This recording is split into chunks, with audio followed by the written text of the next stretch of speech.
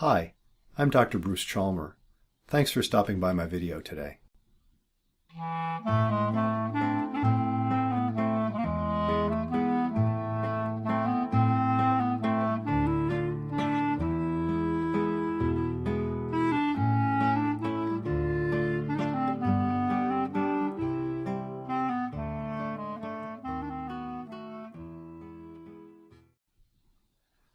What can we possibly say to despair? People come to see me for all sorts of things, and usually we come up with good ideas together.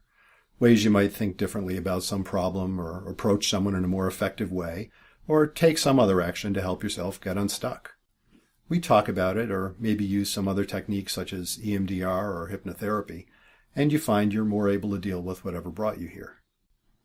But sometimes people come who are in despair. That bleak, empty pit from which there seems to be no escape. Maybe you're watching this because you're feeling trapped in that pit, or maybe it's someone you love, and you've tried it all and don't know what else to try. Despair is when you feel, even worse, you know, that anything you do is hopeless, pointless, meaningless. Despair is when all the ways out are closed because for you they don't exist. Despair is that place of suffering that never ends, only ebbs and flows.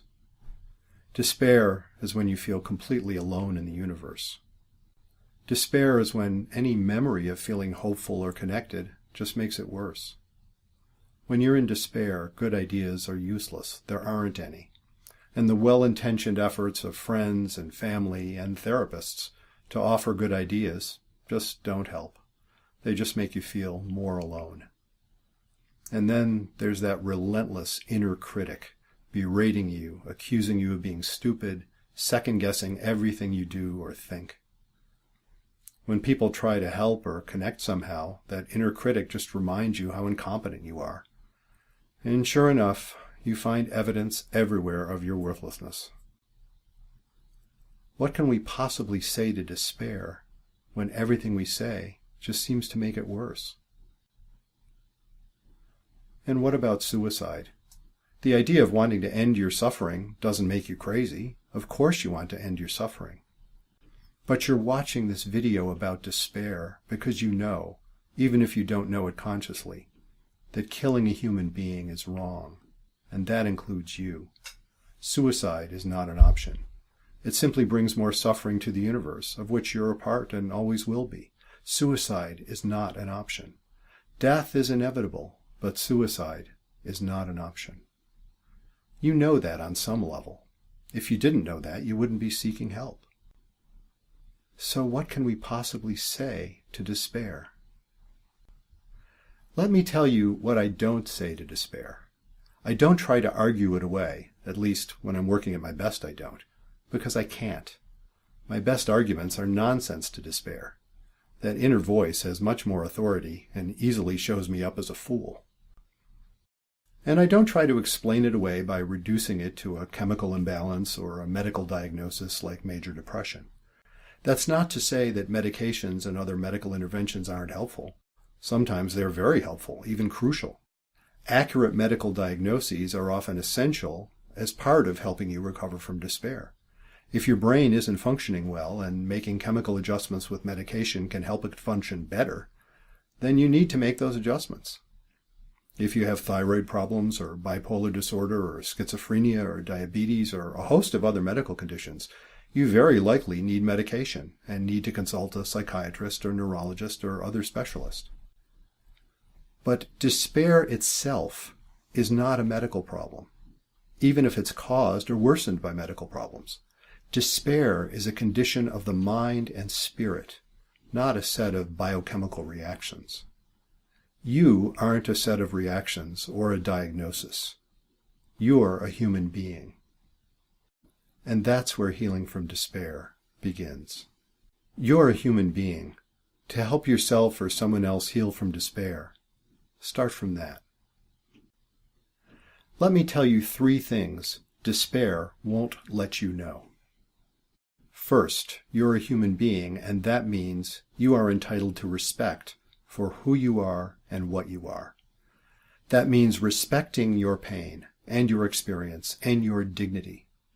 This is as true for the person trying to help as it is for the person in despair. Start with respect for your own humanity and for everyone else's humanity as well. This is what religions mean when they say you were created in the image of God or are one of God's children. This is basic. You don't have to earn this one. You are born with it. You are entitled to respect. Your humanity is sacred. A second thing despair won't let you know. Even with all the pain and the uncertainty and the doubt, who you are is fundamentally right. Everything about us is there for an adaptive purpose, even the inner critic. It may not be obvious, and we may not be able to understand it in every situation, but we have survived as a species because our systems work. You make mistakes, but you yourself are not a mistake. And that inner critical voice, in the course of healing from despair, often shows itself to be a powerful protective mechanism. We need to respect it, however nasty it is. It's a source of great power, which you can learn to harness for good. And a third thing despair won't let you know.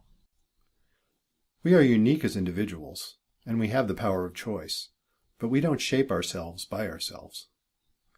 And what despair won't let you know is that you can love and be loved, not simply because you are much more lovable than despair would have you believe, but because who you are and who I am and who anyone is transforms in relationship.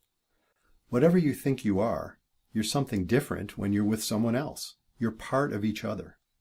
This is true even in a casual interaction, and even more so in deep relationship. That's often how the inner critic got to be so nasty.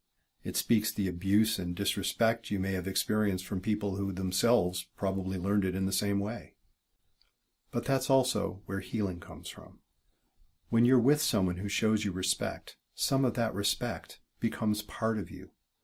That's why therapy can help. That's why all the research shows that the most important factor in therapy isn't which techniques the therapist is trained in. It's the nature of the relationship you develop with your therapist. If you feel respected and valued, healing happens. That's the context in which, it turns out, we can speak to despair. Despair won't let you know these truths, but you're watching this because, in some way, you do know these truths. Healing is possible. There is hope. It will get better.